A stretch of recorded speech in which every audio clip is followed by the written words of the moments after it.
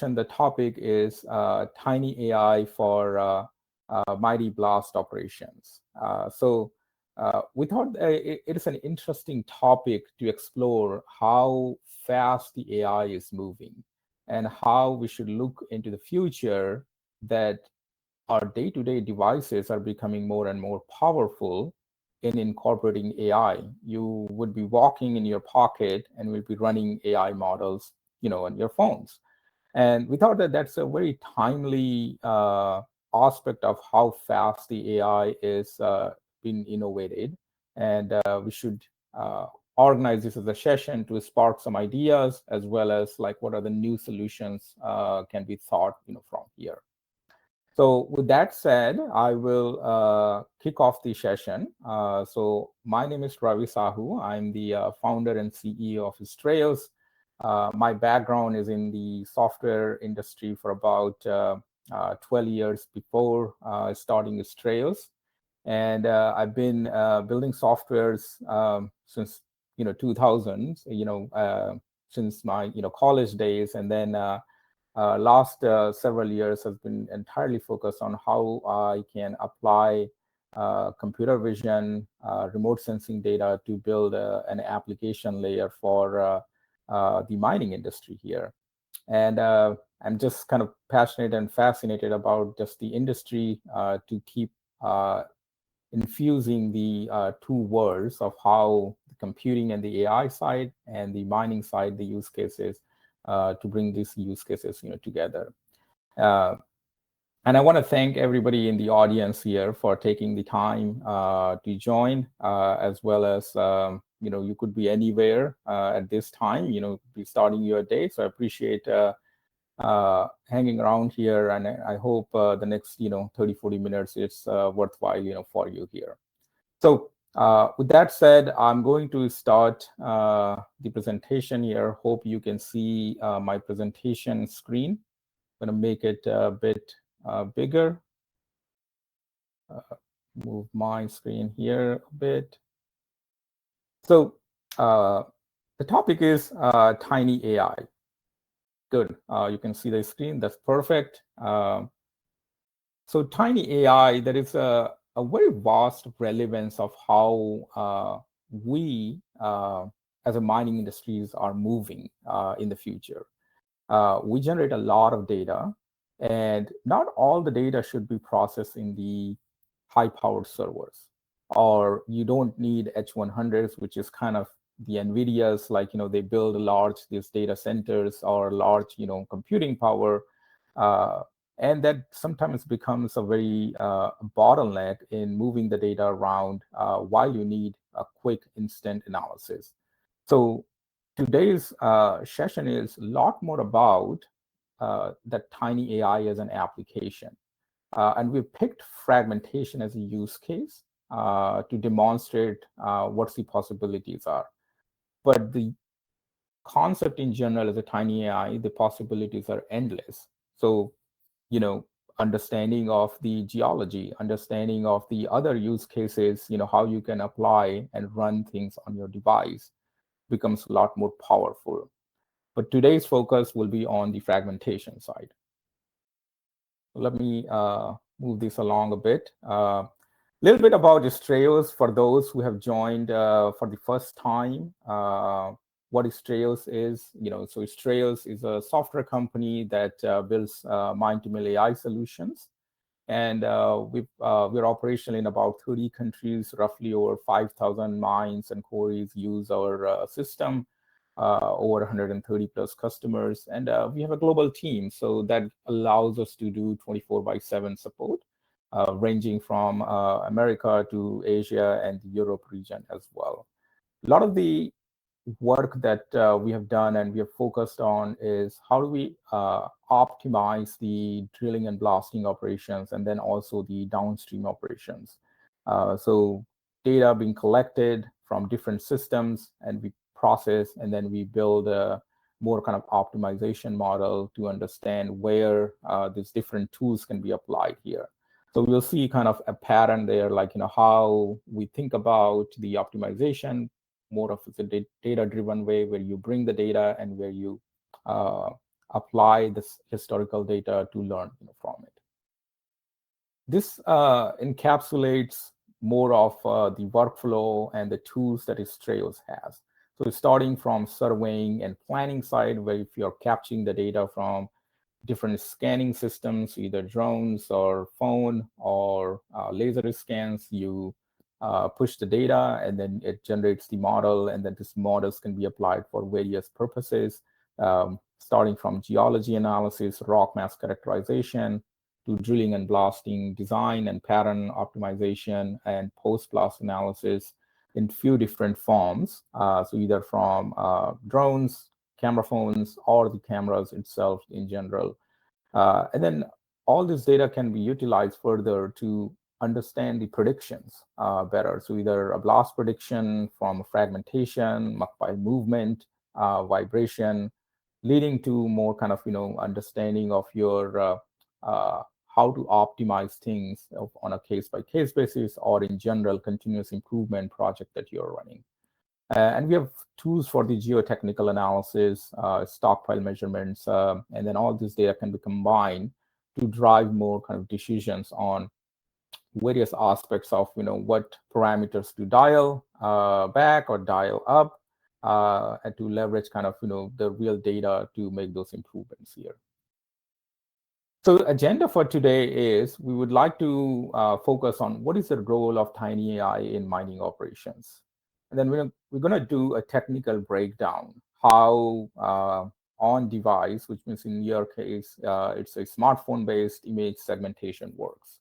So we're going to actually go a little bit more technical here, because a lot of the times, every time, there is always a black box, hey, how these things work. So I want to go a little bit more detail in there, not too much kind of technical to avoid technical jargons here.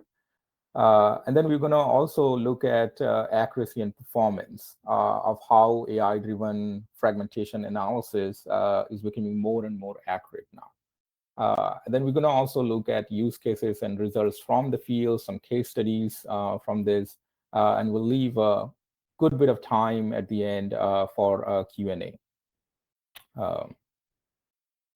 So Tiny AI, how smartphone based operations can transform mine-to-mill operations here. So let me see, I think I'm getting messages here that the slides are not changing. Let me see if I can fix that. Stop sharing again. And we're gonna try this one more time.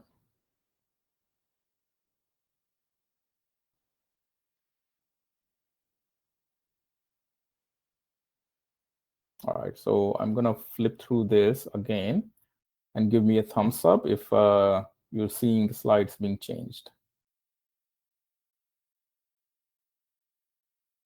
All right, good deal. Okay, perfect. Yeah, so we were just getting started with the agenda here, focus on kind of Tiny AI, and then here is a breakdown. We'll get right into it here. So Tiny AI really focused on the smartphone-based segmentation and really applying it on-device kind of real-time analysis so that you have it without needing a heavy computation, work. And then how fast it is, which means in seconds. And then how you can use it, and the ease of use essentially we will gonna cover here. So, but before we dive into that, it's always good to set a context, right? Why we should care for this. So the use case is essentially the need for easy and advanced fragmentation analysis here. But why fragmentation matters? We blast, we have the rock on the ground, and then we move the material, and then we push it to the crusher here. But that's where a lot of optimization scenarios can occur, and why those improvement that drives has a huge impact on the overall mine operations, profitability there. And that why the fragmentation measurement at the blast pile becomes a lot more critical, how we make those decisions, downstream. So it has a direct impact on the crusher throughput and the efficiency side, not to mention how fragmentation influences your energy consumption. So which is either loading and hauling side, how your shovels are digging, loaders are kind of, operating, how your trucks, if you're dumping a lot of oversized materials there, how that reduces the kind of, wear and tear that can be kind of optimized. And then more in general, better fragmentation just shoots up the production rates significantly, and we will see this in our case study at the end. But just in terms of the crusher here, you have most of the operations, they have primary, secondary, and then there is a different kind of feeders are there. And the goal is like really breaking down this so that each step in our comminution circuit performs continuously at an optimized rate. And if it's not performing at an optimized rate, we go back to the blasting stage and really understand how do we dial our upstream parameters there. But then there is always a balancing act, right? If you dial too much, if you have too much powder factor or energy, like, you're getting a lot more coarser fragmentation, or if you are changing too much on the parameters, you have higher drilling and blasting cost, which has, finer fragmentation. So how do you like actually dial it based on your crusher, that your plant has? That's what we always kind of see. That's where the measurement of this fragmentation becomes a key part. So how do you avoid the secondary breakage? If you're constantly measuring the fragmentation, you can give that data, and you can start to measure where the secondary breakage, the starting point is, how we should kind of optimize that. Whether we should change the drilling, diameter, that could increase into some more optimizations here. So those parameters can only be understood when you're measuring things. And then like really then plugging it to your own equation or your own scenario, because every site is different. Geology is different. How you blast is different. So it's always important to look at how your site is operating and then gather some initial data, baseline data, and then you start like, building an operational model to understand how the crushers are performing and what target zone we want to be to continually to operate at a better kind of, improvement on the crusher feed side here. So that's where kind of, this measured size distribution should match the optimal feed that your crusher has. So every site is different. You have to look at what your crusher, feed rate performs optimal and dial down the parameters based on that. So now we have set the context here, why we should measure things and why we should be fast and more accurate, right? So that's where the tiny AI models, comes into the picture. So what is tiny AI? What I call is tiny AI, but it's mighty, right? So, and what is tiny AI? Essentially, it's a very lightweight AI models that are optimized to run in a very low latency environment and resource constrained devices such as your smartphones. So these AI models, when you put it in your phone, it is using your phone memory while not hogging any other resources to run these models and then give you this instant analysis. And sometimes it looks like how it's happening behind the scenes, but it is running several thousands of parameters to extract those information. And it doesn't need any high performance, cloud infrastructure. It operates on the device. You can provide real-time results, now because we are enabling that on device itself. What's the value proposition for blasting operations? It is not just cost effective, but also it is very scalable. Anybody who has a smartphone can get and start take, as long as you know how to take photos. That's what is needed to run this AI. And then it makes fragmentation analysis accessible to everybody. We've seen like loader operator can be on a cabin and taking photos and instantly doing analysis. Same thing whoever is there on site just doing a quick inspection or walkthrough, taking photos and doing the fragmentation analysis. So it just democratizes the aspect of the fragmentation analysis to everybody in a very quick and a scalable way. But let's look into some of the aspects of the tiny AI, which means how does that work?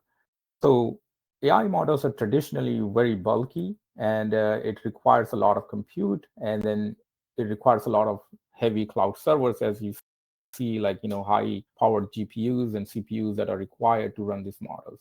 But the architecture in this case has been compressed, where a lot of the pre-processing and the knowledge distillation that happens, it's already been very standardized from the model generation perspective. And then what you are looking at are very standardized models deployed into the devices where the information is already pre-processed, and then model information is pre-processed. And then what happens is in the cloud, where a lot of round trips happens between the network, which means the neural network, where if you're running a segmentation, ROC segmentation, you do an analysis and send the data back to understand whether that is matching with accuracy or not. Here, there is less round trips. And then also, it's compressed, which means it has less number of weight. In the AI model, there is a term called weights and neurons. So those weights and neurons has been significantly reduced here. And that's what allows to do a faster processing, which means less memory consumption. And then also the less bits, which means the weight of the model itself is less. That's why it can run fast in the mobile itself. So while we have now set this initial context about the tiny AI, let's understand the key features. So tiny AI provides more an environment where you can take your complex algorithms and run directly on mobile and smartphones here. Doesn't require any internet connectivity, so you are essentially running and seeing the results directly on the device. And as I've said, the applications are limitless. We are talking fragmentation here, but this can be applied to many other use cases in terms of the mining, AI here.